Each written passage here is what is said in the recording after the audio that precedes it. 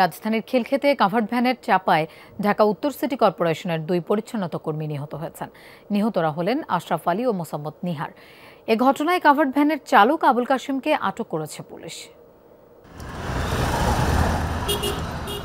সময় তখন রবিবার ভোর 5টার মতো। প্রতিদিনের মতোই খিলক্ষেতের বনরূপা সংলগ্ন এলাকার পাশের সড়কে ঝাড়ু দিচ্ছিলেন ঢাকা উত্তর সিটি কর্পোরেশনের 2 পরিচ্ছন্নতা কর্মী আশরাফ আলী ও নিহার। উল্টো দিক থেকে হঠাৎই দ্রুত গতিতে আসা কাভার্ড ভ্যান চাপা দেয় তাদের। চাকার নিচে পিষ্ট হয়ে ঘটনাস্থলেই মারা যায় 17 নম্বর ওয়ার্ডের 2 পরিচ্ছন্নতা কর্মী। ময়লার গাড়ি ওনার ঠেলে লয়ে যাইতেছে ঝাড়ু দিয়ে দিয়া, তখন এক লোক পিছে যে ছিল ফালতু উঠতে গেছে আর 2 জন ঘটনাস্থলে ওইটা আগে একজন চাক্কার নিচে আর একজন চাক্কার বাইরে।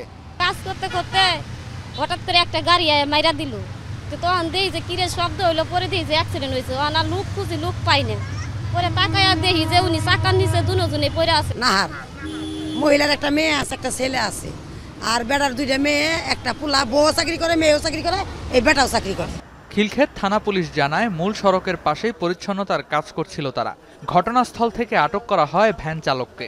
কাজ করার সময় কাভার্ড ভ্যান এসে তাদের উপর তুলে দেয়। ঘটনাস্থলে 2 জন মৃত্যুবরণ করে। আমরা শুনতে পেয়ে ঘটনাস্থলে যাই, কাভার্ড ভ্যান এবং ড্রাইভারকে আটক করি। নিহতদের মরদেহ ময়নাতদন্ত শেষে আইনানুগ ব্যবস্থা নেওয়া হবে জানিয়েছে পুলিশ। রেদওয়ান আহমেদ, যমুনা নিউজ, ঢাকা।